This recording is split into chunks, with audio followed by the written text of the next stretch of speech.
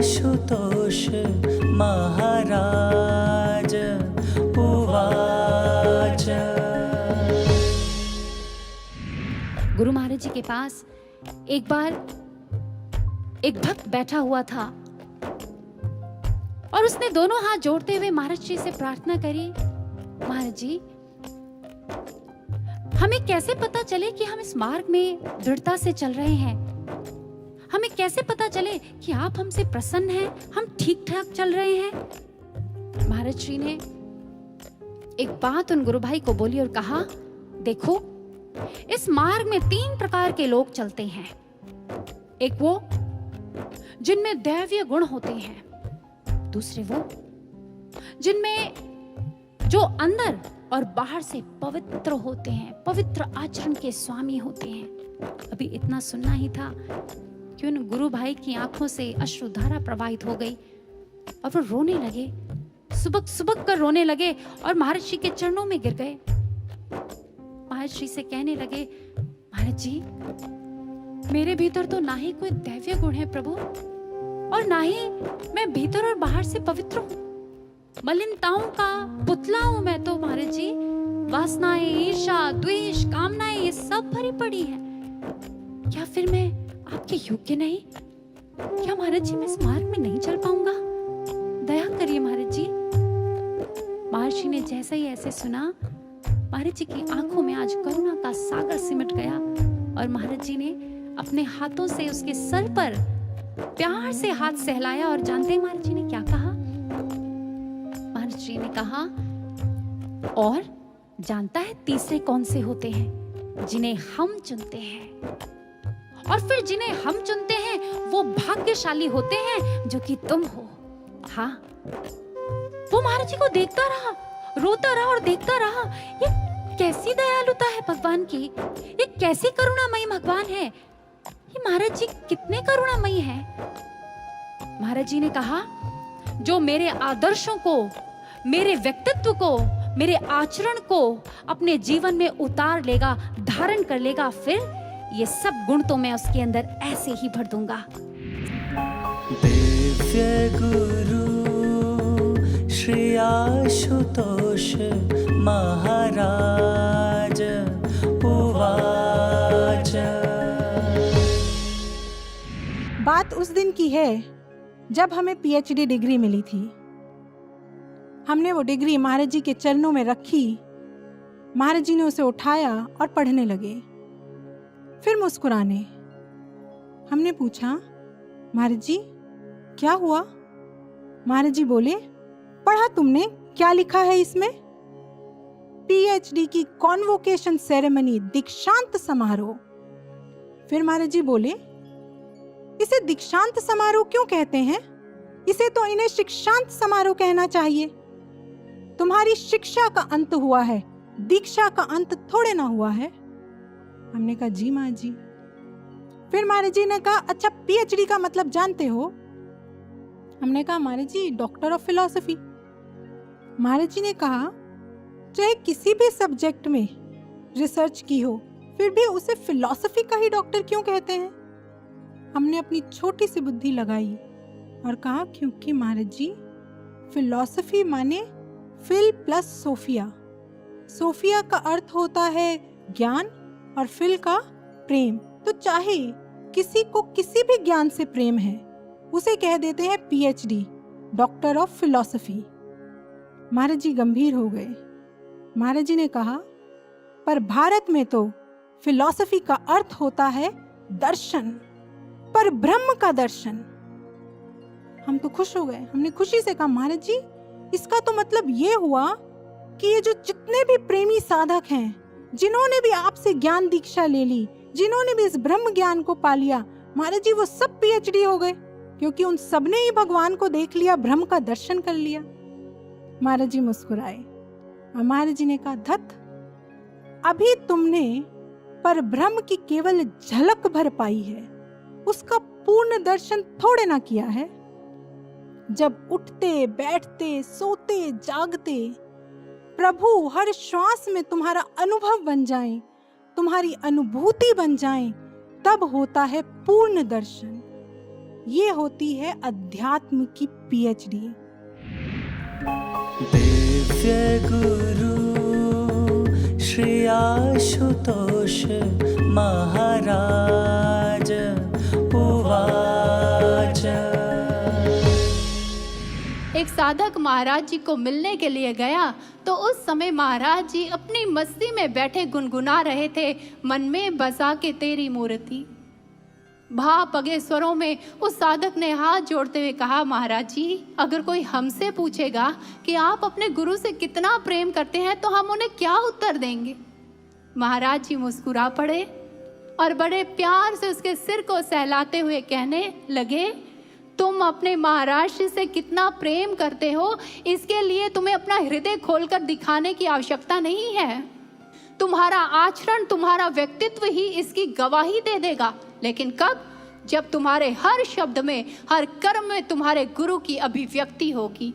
तुम्हारे उठने बैठने, सोने पीने, खाने जागने में, हर चीज में जब तुम्हारे गुरु की ही अभिव्यक्ति होगी तो ये दुनिया अपने आप समझ जाएगी कि इसके हृदय में इसका गुरु विराजमान है। उनको स्वतः ही तुम्हारे गुरु का दर्शन तुम्हारे बीच में हो जाएगा।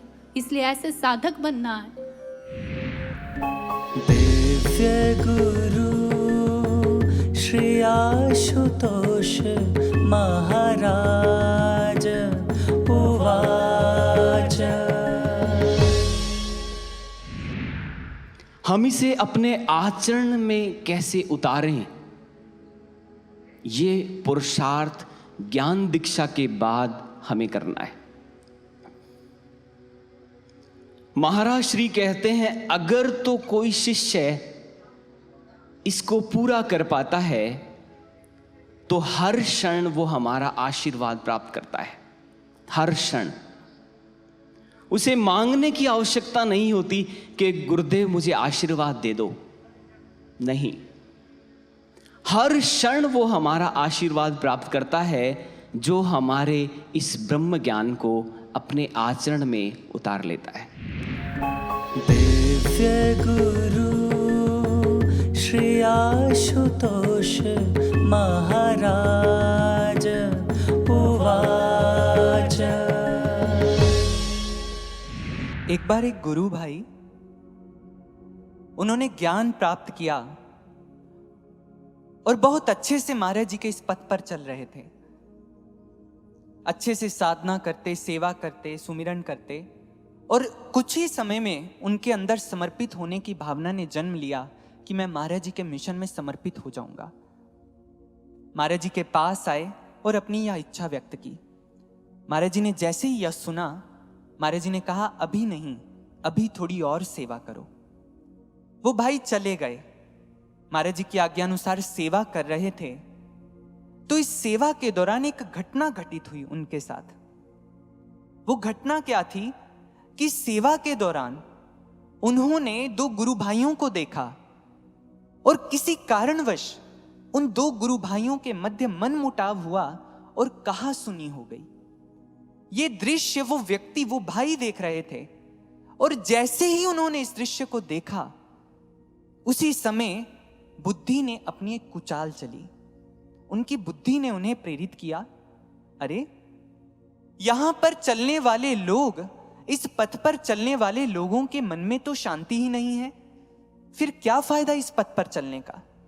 इससे अच्छा तो हम घर पे बैठ के अपने काम करें।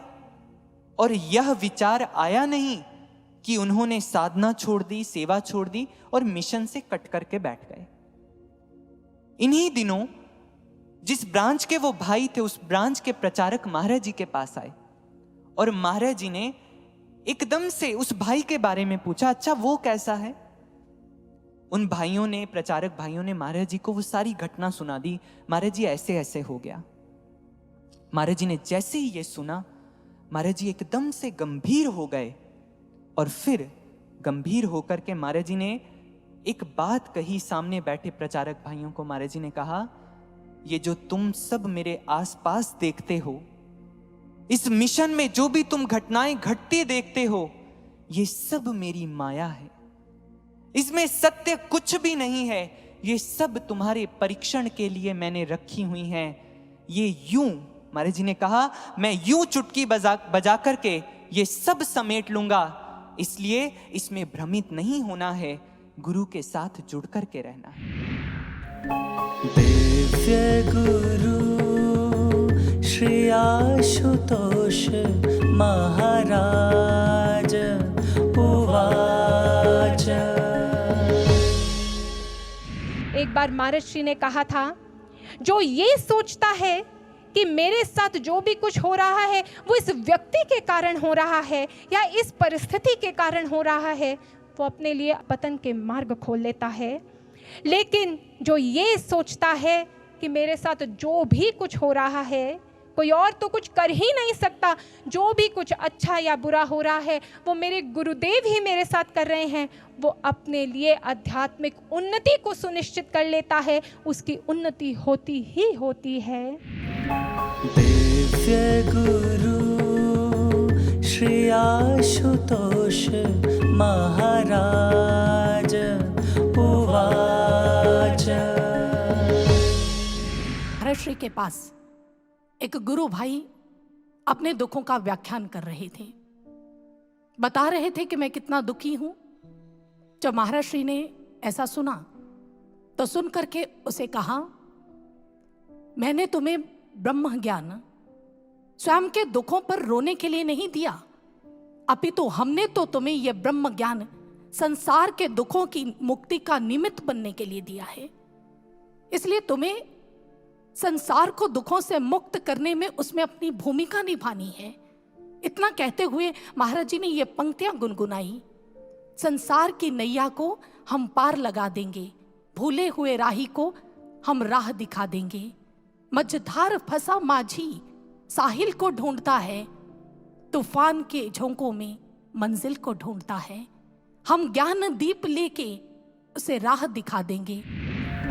दिव्य गुरु श्री आशुतोष महाराज उवाच। हमारी सेवा थी गुरु महाराज जी के कक्ष के आसपास छोटे भवन में, नाइट ड्यूटी होती थी। तो एक दिन मैंने महाराज जी को कहा, मैंने कहा महाराज जी,